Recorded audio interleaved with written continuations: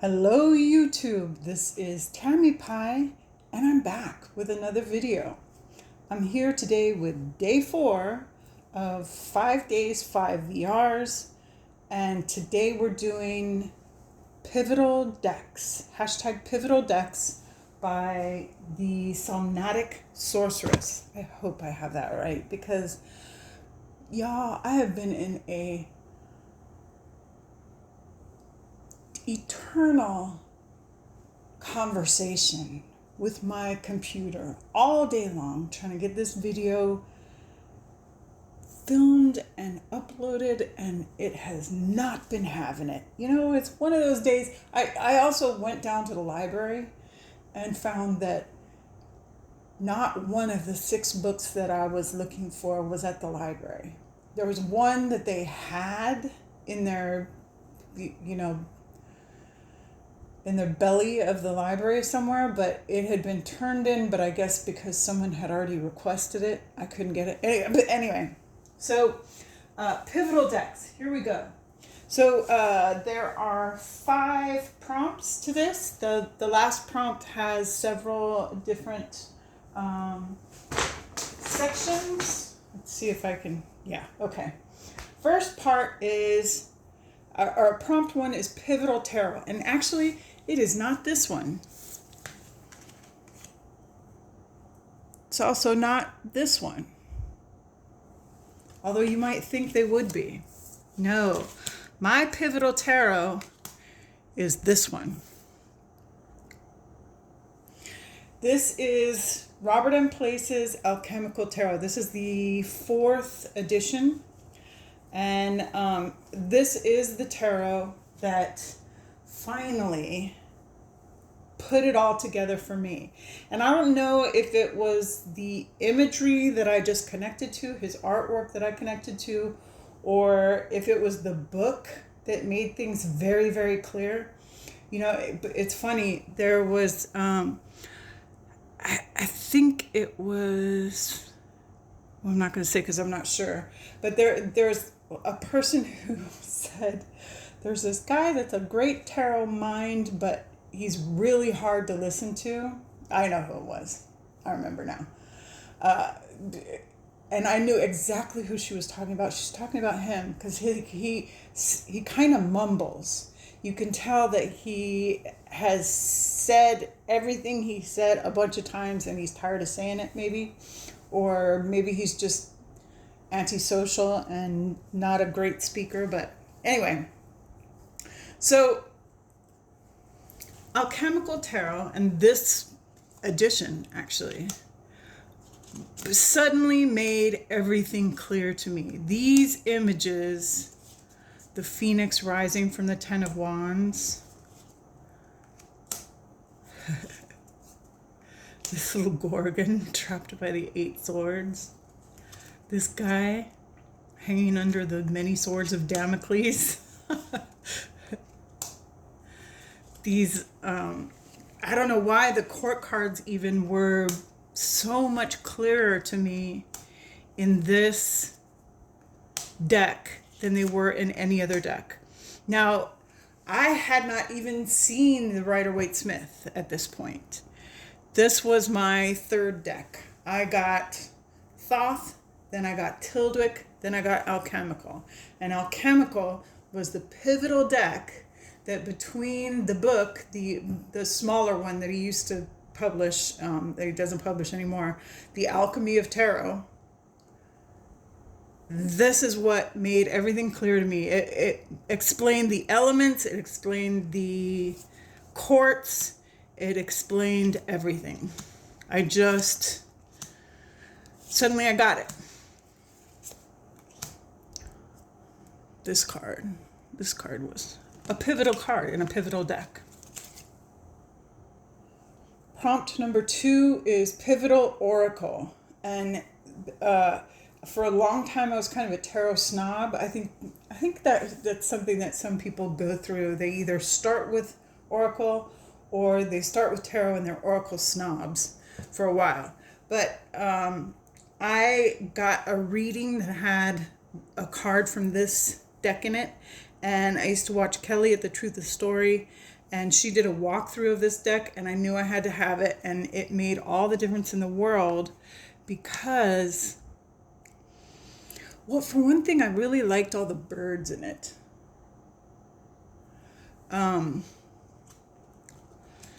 But the super simple artwork and the super simple keywords seem to just really speak to my brain.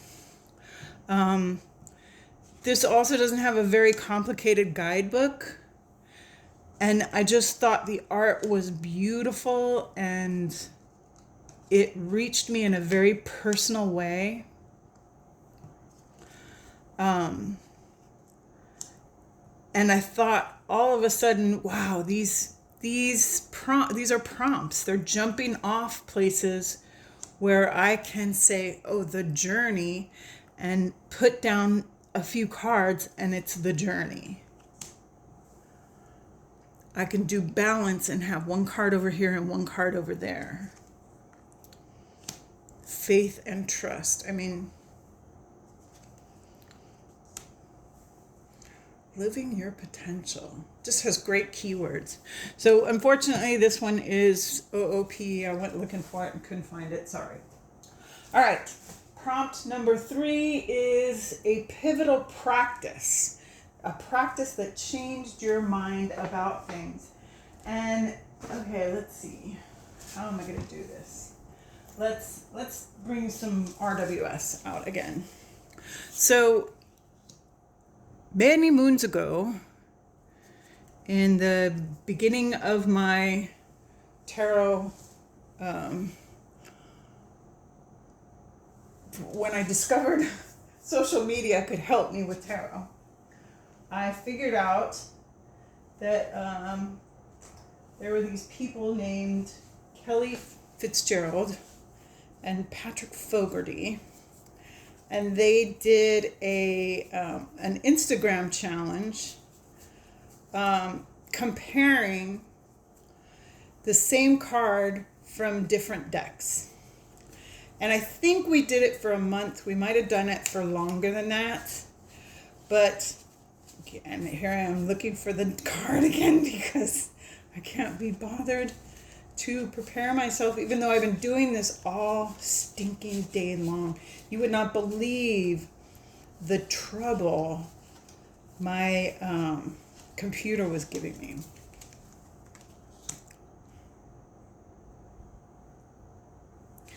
So you could compare these two cards and see how they were alike, see how they were different. And this became really key when you get into a deck like this. Nicoletta Ciccoli simply has her old artwork, right? And I'm never going to be able to find the card. Doggone it. Hang on, let me pause. Okay, I found it. See, now, after having been dealing with this all day long, I'm in a big fat fucking hurry. Okay, so when you have Nicoletta Ciccoli, her artwork that says Ace of Cups, and you don't know what you're looking at, and you don't know, I mean, there are people whose first deck was Ciccoli. So this comparison of decks was a complete game changer for me. Let's find the Ace of Cups in Alchemical because it's a great one. Okay? So this was a game changer for me, and I know a bunch of people did it because Kelly's always been super popular, and then I did like a ton of other Instagram challenges, and Instagram just became my college of choice as far as tarot was concerned. So the fourth prompt is pivot in perception. So your perception of tarot. So maybe like what tarot can do. So this is Tarot of the Spirit. This is an older copy. But I had been hearing about this deck because it's been around since 1992. Okay, this is Pamela and Joyce Eakins. I will never stop talking about how Pamela Eakins' YouTube channel is a font of knowledge. Okay, what did I do here to this? This has been like this all day long. Nothing has gone right, I swear to God. Okay, so this deck is really quite magical. It's built on the skeleton of the Tree of Life from the Kabbalah. And it is really, really interesting. These paintings were done in oil. And I saw the deck around and kind of wrote it off. This is another artsy fartsy deck that everybody loves. Why? I don't know. This card right here, I drew, and my daughter called me up. This was not long after my son had been killed. And she had been going out to the ocean to do her Hawaiian prayers, her Oli. And that practice, so this is like the volcano here, Kilauea. Where she goes, and she was going every day, is out where the green turtles nest.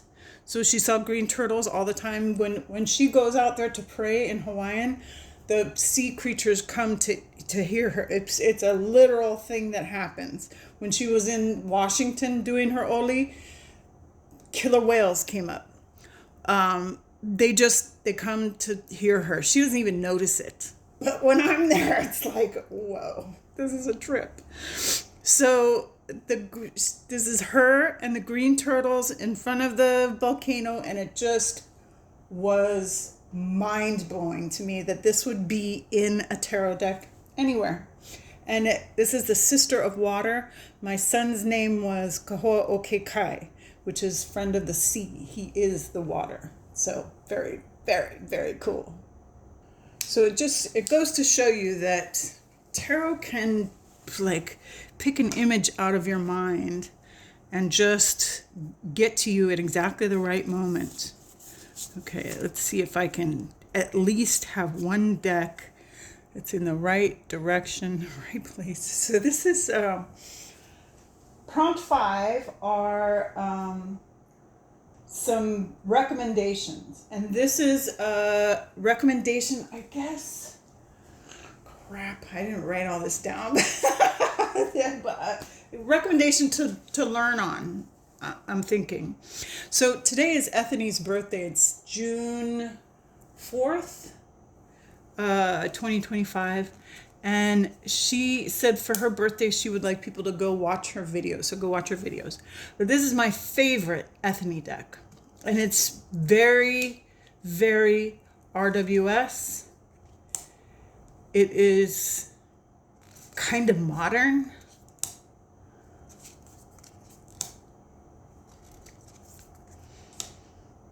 But also has all the stuff. I think it's super easy to understand. And every book that Ethany writes has really great explanations. She is such a great tarot teacher. She really has it all together. This is a person who has read tarot all over the place, all over the world, and who has taught for, I'm going to say 20 years. I don't know. It seems like that to me. But yeah, that's my recommendation. It's Cosmic Wisdom by Ethany. I think the next one is a recommendation for psychological. And that one had to be Shadowlands Tarot by Monica Badirsky. she's just so smart. And the guidebook for this is so good. It's really relatable. But she's another one who is a really, really good writer. This is a favorite card in the community. Bigfoot standing, I want s'mores. Anyway, the idea behind this, I believe, in the beginning was for her to let people see kind of the darker side in a friendly way. The illustrations are just wonderful. And it's got a whole creep factor in it. She is a practicing witch. But it also has this really beautiful psychological curative bent.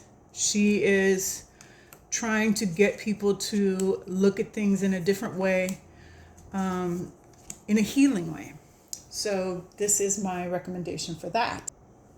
So there's one that I'm missing, and I cannot for the life of me remember what it is, but the recommendation for relationships or just relatable illustration. This is the Queer Tarot.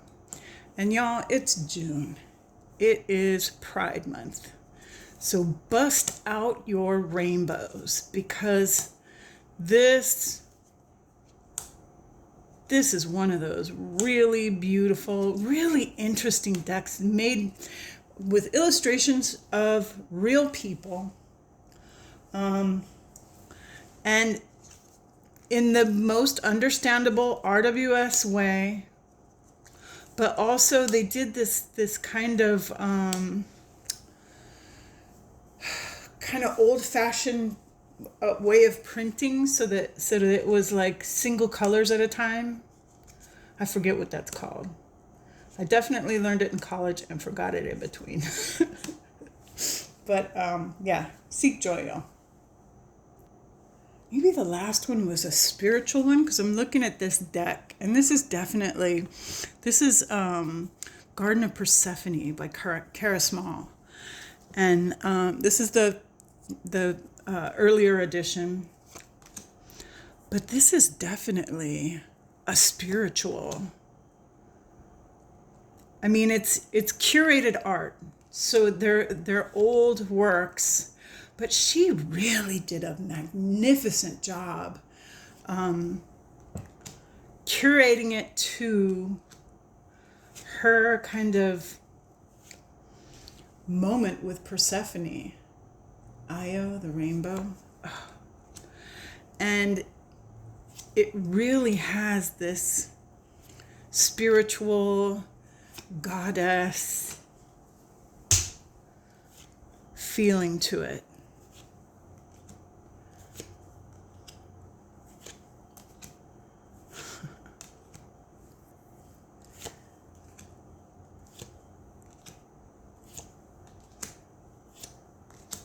Yeah, another OOP one, but I'm telling you, her decks really do kind of reach you in a way that it's surprising there's all these young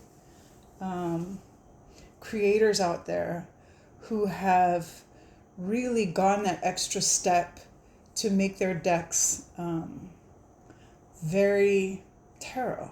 They really knew the system and found the artwork that worked for it, and I appreciate that.